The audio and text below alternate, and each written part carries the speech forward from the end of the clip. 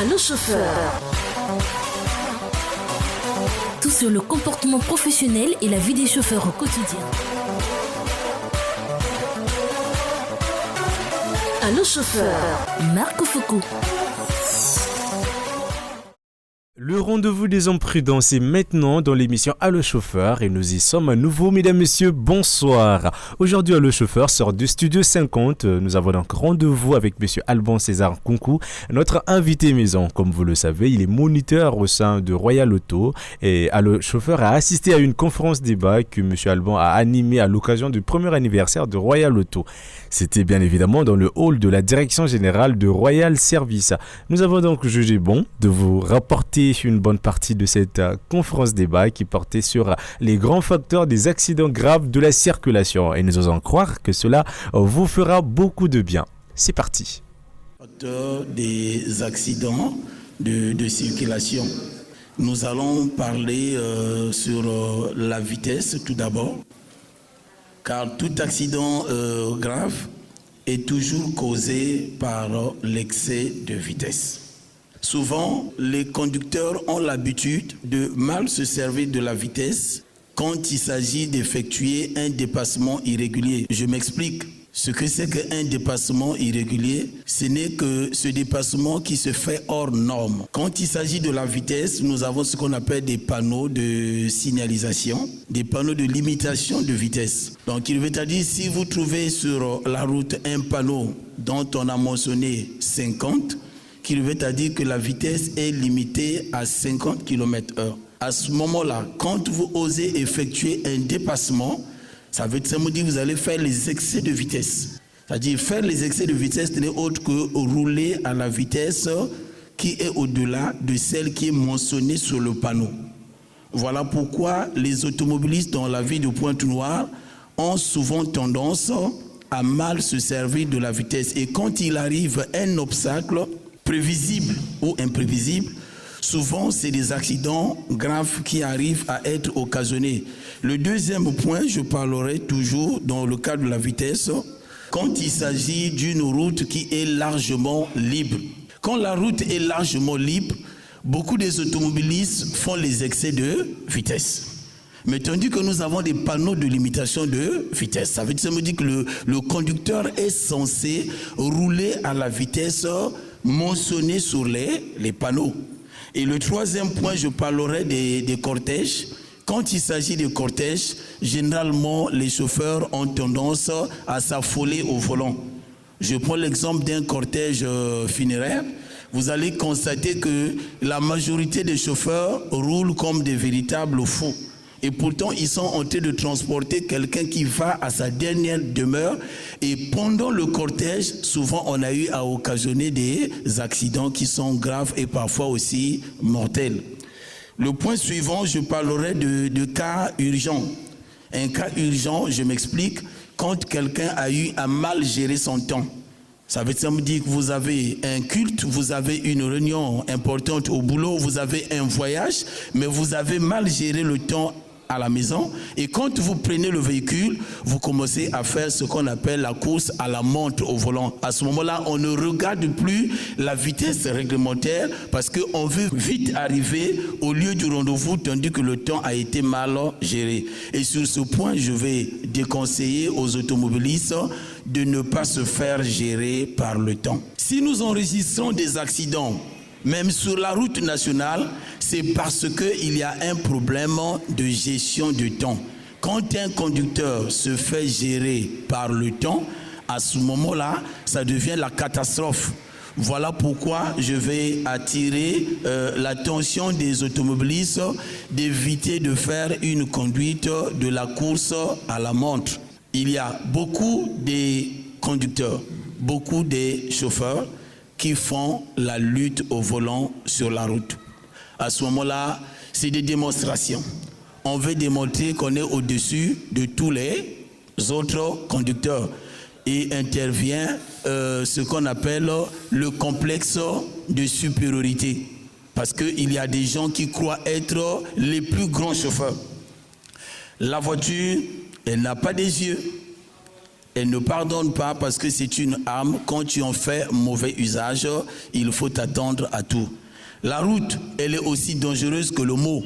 Elle tue également. À ce moment-là, les conducteurs sont censés savoir se servir de la vitesse pour éviter les accidents graves et mortels de la circulation. Toujours parlons de la vitesse. Pourquoi la vitesse? C'est parce que tous les accidents qui tuent sont causés par la vitesse. Je m'explique. C'est le choc en fait qui tue. Quand deux véhicules rentrent en collision, ça veut tout simplement dire quand il y a eu excès de vitesse, il faut s'attendre à un choc considérable. Et quand le choc est considérable, il y a des gens qui se retrouvent à la morgue. Il y a des gens qui se retrouvent dans les salles des urgences, dans les hôpitaux, parce qu'il y a eu excès de vitesse. Vitesse plus vitesse égale choc. Un véhicule qui rentre en collision avec un autre, le premier roulant à 80 à l'heure, le second roulant à 70 à l'heure, quand il y a un accident, le choc revient à 150 km/h. Vous imaginez quand un véhicule roule à 150 km/h en cas d'accident, imaginez la suite. Sachant que déjà en roulant à 80 km/h, en cas d'accident, vous n'avez que 10% de chance de survivre. Un choc à 80 km/h te donne au moins 90% de chance d'aller à la mort. Et donc, les conducteurs doivent avoir ce qu'on appelle la vraie notion de la vitesse. Il s'avère que pour évaluer la notion de la vitesse, il faut apprendre ce qu'on appelle une règle qui est capitale, qui est peut-être négligée ou ignorée par plusieurs conducteurs. Celle-ci qui permet de convertir les kilomètres-heure en mètres par seconde. Je m'explique. Il est question tout simplement de multiplier le chiffre de dizaines de vitesse par 3. Tel qu'un véhicule qui roule à 100 km/h, il parcourt facilement 30 mètres en une seconde. Donc vous imaginez la suite. En une seconde, un véhicule roulant à 100 km/h va parcourir 30 mètres par seconde. Et quand vous avez cette notion, à ce moment-là, ça vous poussera à être aussi responsable au volant. Car en fait, la conduite automobile est réservée pour les responsables. Si vous ne l'êtes pas, vous allez chaque fois occasionner des accidents sur la voie publique. Et donc, le second point, je parlerai de l'alcool. L'alcool bat vraiment le record. Quand je regarde la majorité de chauffeurs ici à Pointe-Noire, au moins peut-être à 70%, ils prennent de l'alcool. Il y a même certains qui prennent de l'alcool qui ressemble à de l'eau, qu'ils mettent dans une bouteille, ça paraît comme de l'eau, mais c'est une boisson alcoolisée. Ça n'a rien à voir avec ce que peut-être le conducteur pense pour tromper la vigilance. Vous allez constater qu'il y a eu souvent beaucoup d'accidents sur la route nationale entre Brazzaville et Pointe-Noire, mais je vous dirais que ces accidents ont été causés par l'excès de vitesse. S'il y a des cadavres, s'il y a des fractures aussi considérables, c'est le choc qui cause cela. Sachant que le choc ne vient que de la vitesse. Alors, l'alcool, c'est un produit qui paraît être bien, mais qui est très dangereux avec la conduite automobile. Celui qui boit en temps normal n'avait pas le droit de toucher au volant. Car en fait, le fait de consommer un verre de boisson alcoolisée, ceci vous fait monter 0,15 à 0,20 en moyenne d'alcool dans le sang qui monte au bout de 30 minutes. Ça passe droit dans le sang. Quand vous consommez de l'alcool, 30 minutes après, l'alcool rentre dans votre sang. Le sang est véhiculé dans tout le corps humain jusqu'au cerveau. Et le risque, c'est lequel? C'est parce que l'alcool a des conséquences qu'on ne peut pas supporter. 1. L'alcool réduit les facultés intellectuelles. Déjà, le fait que vous puissiez vivre la réduction des facultés intellectuelles, à ce moment-là, vous allez peut-être conduire avec les muscles pour ceux qui pratiquent le sport. Vous allez conduire avec peut-être votre poids pour ceux qui sont gros. Ce n'est pas le gabarit de la personne, ce n'est pas la taille de la personne qui conduit, mais c'est le cerveau de la personne qui conduit. Mais quand le cerveau est déjà touché par la prise de l'alcool, à ce moment-là, les facultés intellectuelles étant réduites, aussitôt il y a quoi? Il y a réduction du champ visuel. Et quand il y a réduction du champ visuel, il y a aussi réduction du réflexe. Et les réactions sont à ce moment-là retardées. C'est ça qui prolonge ce qu'on appelle le temps de réaction humain. Ça veut dire que la prise de l'alcool arrive à augmenter le temps de réaction humain qui ne dure que 1 à 2 secondes. Et donc, voyez-vous pourquoi on dit que celui qui conduit n'est pas censé consommer la boisson alcoolisée.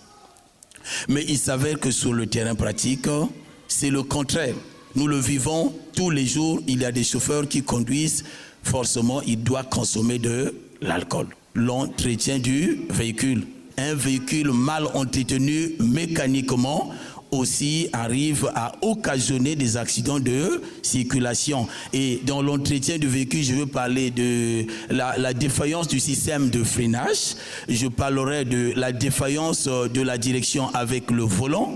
Et je parlerai aussi du grippage du moteur. Je vais m'arrêter sur ces 3 points. Quand on parle de la défaillance du système de freinage, ça veut tout simplement dire que vous n'avez pas le droit de conduire un véhicule dont les freins ne fonctionnent pas normalement. Parce qu'en cas de danger, le moyen le plus rapide pour un conducteur d'éviter un accident, c'est le freinage. Mais si vous n'avez pas de freins en état normal, ça veut tout simplement dire que vous allez jouer ce qu'on appelle à l'aventure. Et quand même le volant, vous avez perdu la direction parce qu'il y a eu les rotures ou les pivots de direction qui ont lâché. À ce moment-là, la voiture prend la direction qui lui convient et le conducteur n'a plus le contrôle de la direction du véhicule. Tout cela, ça fait partie de l'entretien du véhicule. Et quand je parle du grippage, qui dit grippage veut dire arrêt du fonctionnement. C'est le grippage du moteur. Je parle sous contrôle devant peut-être les mécaniciens qui sont là devant moi. Ils en savent plus que moi, mais à ce que je sache, il y a grippage parfois quand on n'a pas eu à respecter ce qu'on appelle la date de la vidange. Donc, je veux parler du grippage qui survient parfois par la date qui est largement en dépassement de la vidange. Il y a des gens qui arrivent à négliger ce qu'on appelle la vidange, sachant que la vidange peut occasionner un accident quand il s'agit d'un grippage. À quel moment le moteur arrive à se gripper? C'est quand l'huile qu'on met dans le moteur n'arrive plus à jouer son rôle. Le rôle d'huile, c'est de lubrifier les pièces composantes du moteur qui se repartit en 3. Ça veut dire que vous avez la culasse et puis vous avez le bloc, vous avez le carter qui n'est autre que le réservoir d'huile moteur. Mais quand l'huile a perdu ses qualités, ça veut dire que l'huile n'arrive plus à jouer son rôle. À ce moment-là, le moteur ne graisse plus normalement. Avec moins de 20 000, on peut effectuer la vidange. Mais une fois que vous prenez le risque de dépasser largement le délai de la vidange, à ce moment-là, vous risquerez de dépenser plus d'argent parce que si vous coulez votre moteur, vous serez obligé d'aller acheter un autre moteur qui ne coûte pas le prix de la vidange. Voilà pourquoi j'insiste aux automobilistes de veiller à la vidange de leur moteur. Parce que l'huile joue un rôle très capital. Je vais ensuite parler du non-respect du code de la route. Il y a beaucoup de chauffeurs qui conduisent sans pourtant avoir ce qu'on appelle la notion du code de la route. Et je pense bien que les responsables du syndicat des transporteurs de Pointe-Noire, il faut essayer de faire un peu plus ensemble pour que nous puissions pallier à certains comportements néfastes que nous arrivons à constater auprès des chauffeurs de la ville de Pointe-Noire. Le code de la route est très, très capital. On ne peut pas parler de la conduite automobile tant qu'on ne connaît pas le code de la route. Beaucoup de chauffeurs ont appris à conduire dans le tas, avec la curiosité, et une fois qu'il obtient le permis de conduire, ces derniers arrivent à s'engager sur la voie publique et en portant le nom de chauffeur. Alors que chauffeur, c'est une qualification qu'on ne peut pas attribuer à n'importe qui. Vous imaginez qu'un chauffeur de bus qui prend le moyen à 5h, 5h30 et qui conduit les vies humaines du matin jusqu'au soir sans pourtant avoir la vraie notion de la conduite automobile, je pense bien que c'est du poison. Il n'est pas autorisé de s'arrêter avant le panneau stop. Il est question de dépasser le panneau et s'arrêter à la limite de la chaussée qu'on doit aborder. Généralement, beaucoup de personnes et même beaucoup de responsables qui commettent cette faute, quand il s'agit de 4-5 véhicules qui s'alignent au niveau d'une intersection équipée d'un panneau stop, le premier qui est en arrêt, le second, son arrêt est conditionné parce que devant, la route est bloquée. Mais dès que le premier véhicule, observant le mouvement du trafic des véhicules venant de la droite vers la gauche et de la gauche vers la droite, dès que celui-ci s'engage à franchir l'intersection, même si à gauche comme à droite, la route est libre, celui qui le suivait n'a pas le droit de s'engager. Il est censé avancer, venir s'arrêter là où était le véhicule qui lui précédait, bien que la route est libre.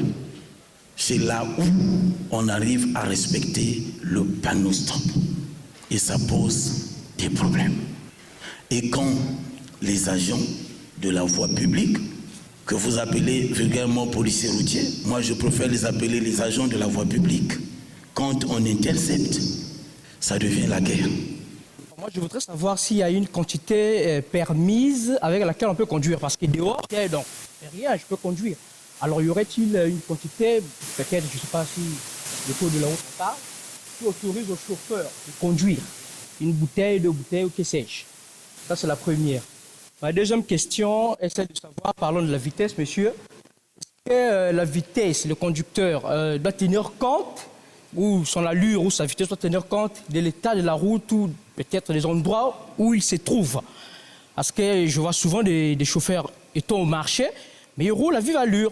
Est-ce que, parce qu'on est au marché, on est censé rouler à vive allure parce que la route elle est ouverte, voilà, elle est libre?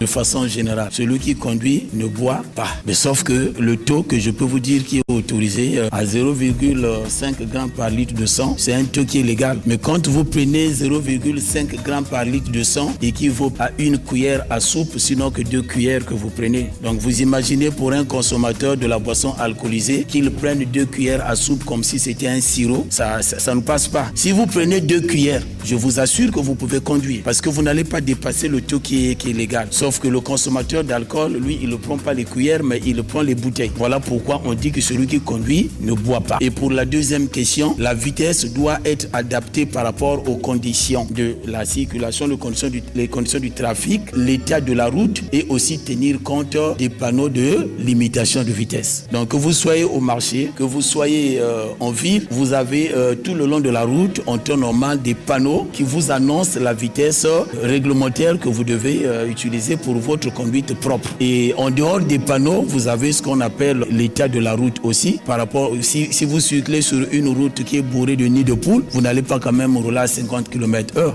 Sinon c'est pour abîmer votre véhicule. Donc vous avez le droit d'ajuster ou d'adapter une vitesse par rapport aux difficultés tout en dépendant aux panneaux qui nous renseignent sur la limitation. Je ne veux pas aller plus loin parce que les panneaux de signalisation, il y en a plusieurs. Mais le panneau stop, j'insiste, il n'est pas compliqué. Il suffit de marquer un arrêt juste après ce panneau. Et quand je parle de l'immobilisation du véhicule, il s'agit d'annuler le mouvement. Ça veut dire que les 4 roues ne bougent plus. C'est là où nous allons parler d'un arrêt.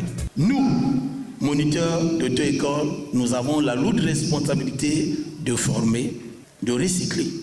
Et les agents de la voie publique ont la lourde responsabilité de veiller aux automobilistes afin de les faire respecter le code de la route. Et quand un automobiliste n'arrive pas à respecter le code, l'agent a le plein droit de faire son travail. Mais pourquoi est-ce que les chauffeurs arrivent à s'en prendre aux agents de la voie publique? Je pense bien que si votre conduite est ordonnée, vous allez réduire le taux des accidents. Si chacun de nous peut prendre la conscience d'être aussi responsable que le mot au volant, avoir adopté un comportement logique au volant sur la route, je pense que le bureau des accidents ne va plus chauffer la tête pour aller faire tout le temps les constats.